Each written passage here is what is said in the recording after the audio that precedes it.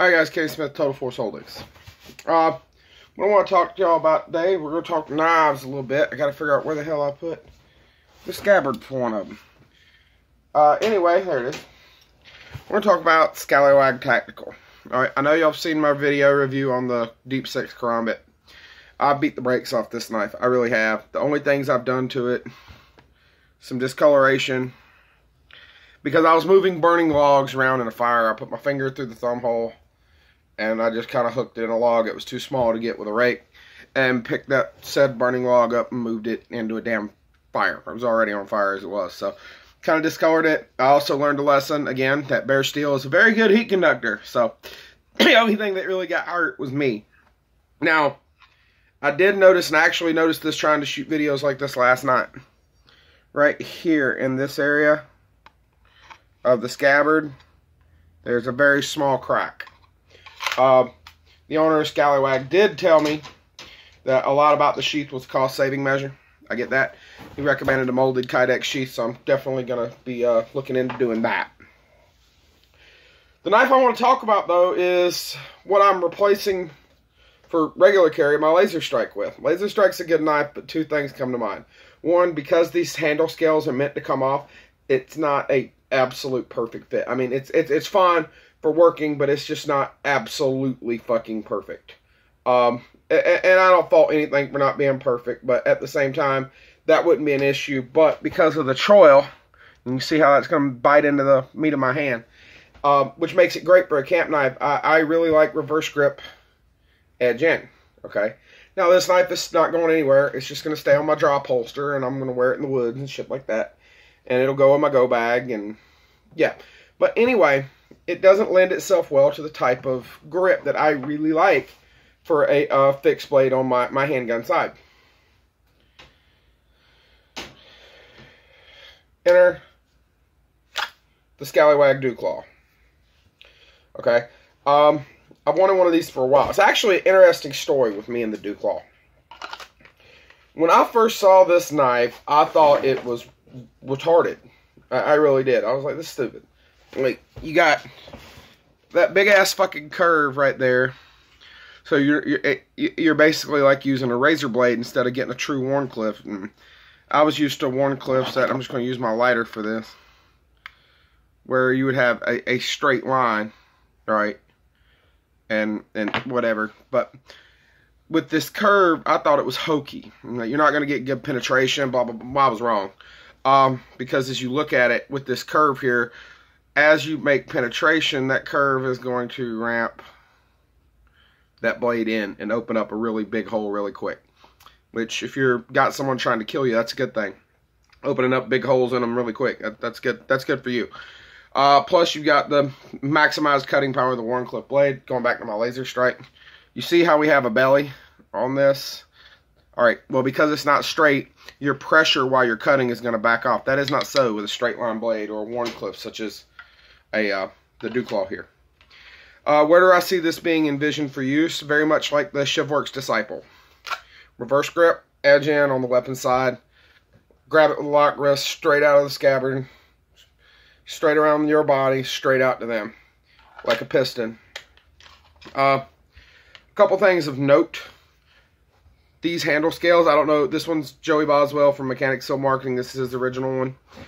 He's actually got me a production one coming, and he's just going to give it to me. Not this one. This is one of the originals, the new one.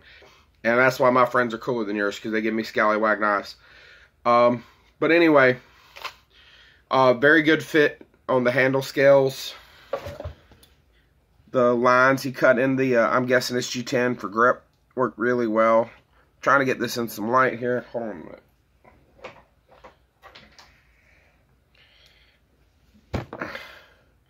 Alright, y'all see that? I don't know if that's just the pattern of the G10 he used, or if he actually checkered that.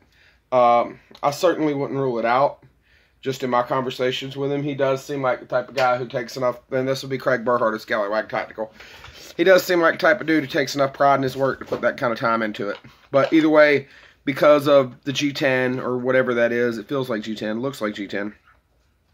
Because of that, the handle material, the notches, slots cut in it for grip, and what feels like checkering on there. Unless you suffer significant musculoskeletal damage to the hand and forearm, I don't see you losing this knife. I just don't. Once you get a good grip on it, I'm pretty sure it's there for good. Let's see. Feels really well. It's a little bit lighter than my Laser Strike, but it's a little bit shorter. It is an awful thick blade. I mean, my Laser Strike is no slouch of a knife. And it's slightly, the Duclaw is slightly thicker. Now, the scabbard doesn't bother me, but as you see, fairly good retention. And it does have a retention screw right there that I can adjust. This isn't my knife, so I'm not going to adjust it. Alright, it does not give you that audible click but again, it ain't going anywhere. Okay? Conversely, with my Laser Strike,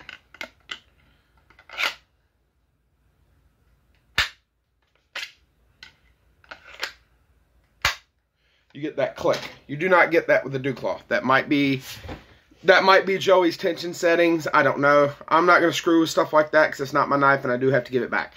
But I'm pretty convinced that you're not going to lose this knife. I mean, I can shake it pretty hard and it's not coming out. I can pull on it this way. I can pull on it this way. It does get a little loose when you pull on it, but unless it goes straight up, I don't see it coming out. I just don't. Now I could be wrong, but I just don't see that.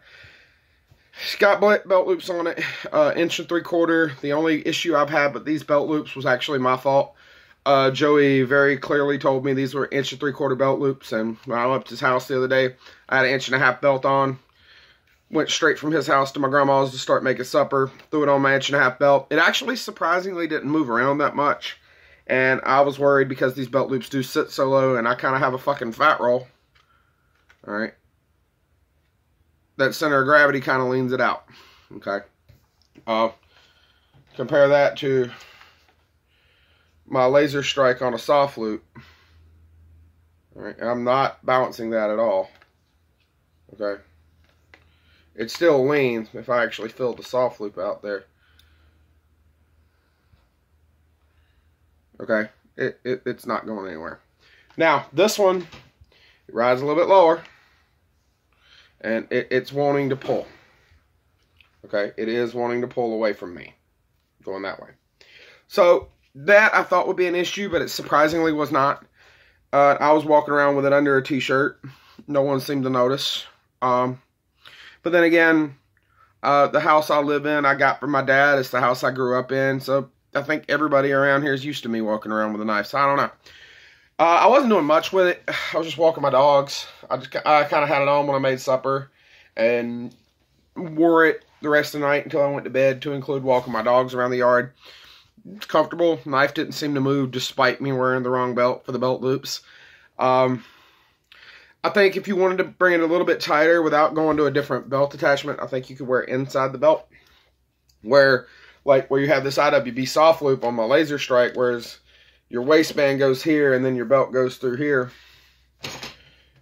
This would still be outside of your pants, but your belt would go through these, and this side would be out. Instead of being out with this side, to put this by my arm here, instead of being, we'll use my head. Instead of being outside the belt like this, the belt would be all the way on the outside like so. Alright. So, I mean, I think you could do that to bring it tighter. When I get mine, I'm going to at least try soft loops on it for inside the waistband carry. I think that'd be a little bit more lower profile. A little bit lower profile, rather. One of those things. This isn't my knife, so I'm not going to fuck with it that much. Joey told me to play with it. No, but I'm going to try my level best not to break it. Hey! Thank you. Dogs had to say hello to y'all, too. I'm pretty sure that was my puppy and not my mouth, because I'd have had to holler at her in German. And plus, she doesn't growl as much when she barks as compared to him. But with the Duclaw, again, I see it usable very much as the Shivworks Disciple. And for the same reason, you've got that Wharncliffe blade with that really heavily maximized cutting power. Very aggressive point. And I think with that curve that I originally didn't like, remember, I think that would, one, give you a lot of tip strength, make it much harder to break that point off. And two, it's going to act more like a ramp and actually drive that cutting edge in to make that wound deeper. I think it's a big force multiplier. Not very big, but at the same time, it's very wide, very thick blade. While it's not going to be a substitute for something like, say, my Cold Steel Trailmaster right here.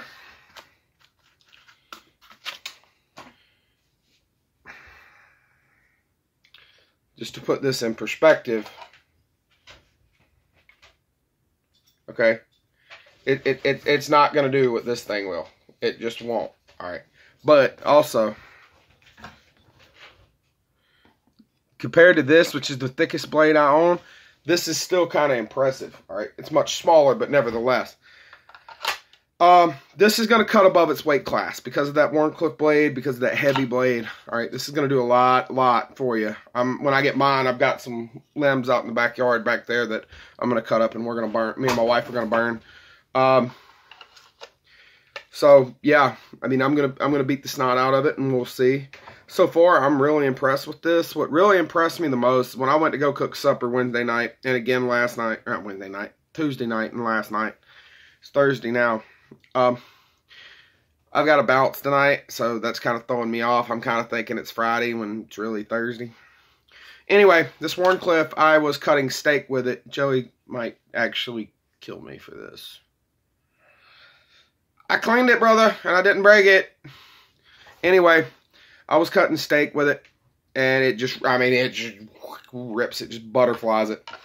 And I think that's due, one, to the edge geometry. Very solid work. This thing is, and two, the edge itself. This thing is ridiculously sharp. And three, that Wharncliffe blade. I mean, it really does maximize your cutting ability for the length of the blade. A 3-inch Wharncliffe will cut way above its weight class. Don't let anybody tell you otherwise. I'm excited to get mine. Kind of upset that I have to give this one back to Joey because I've kind of got to where I like it. But I've got another one coming, so pretty much I might just change color. That's probably about all to do. So if you're interested in that knife, I really dig it. Like I said, I haven't got to do too much with it, too aggressive, but I plan on it in the very near future. My initial impressions are it's a very solid knife, very solid quality. Skallywag Tactical has them on pre-sale right now. If you go to skallywagtactical.com, you can get one for $125 instead of waiting for it to come to $180. That's why I like that tension screw. It's not a stupid expensive blade, but it's expensive enough if you were to lose it, you'd be pretty pissed off. So make sure you jump in on that before you end up paying more money. All right, skallywagtactical.com. It's called the Duclaw. Delta Uniform Charlie Lima Alpha Whiskey. And I think you'll be impressed. This is Kenny Smith, Total Force Holdings, reminding everybody, stay safe, stay frosty, stay